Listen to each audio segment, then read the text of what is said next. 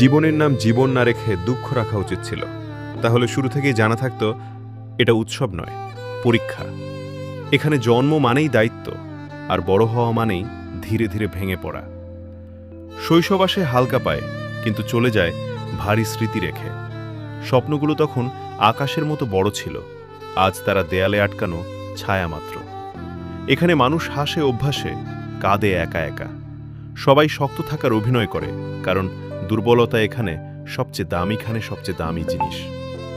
ভালোবাসা প্রথমে আশ্রয় দেয়, তারপর হিসাব শেখায়। কথাগুলো বদলায় না, কিন্তু অর্থ বদলে যায় পরিস্থিতির সাথে। বিশ্বাস ছিল একসময় ভরসার জায়গা, আজ সেটা ঝুঁকি। যাকে সব বলেছিলে তার কাছেই এখন সবচেয়ে বেশি চুপ থাকতে হয়। সময় কাউকে থামতে শেখায় না, শুধু ছাড়তে শেখায়।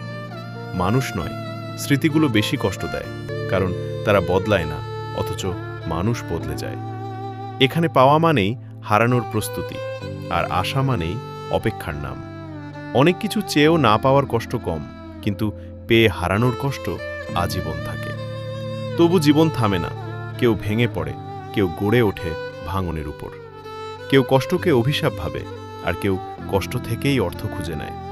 হয়তো এই জন্যই জীবনের নাম জীবন, দুঃখ নয়, কারণ সব দুঃখের মাঝেও বেঁচে থাকার এক অদ্ভুত জেদ থেকে যায়।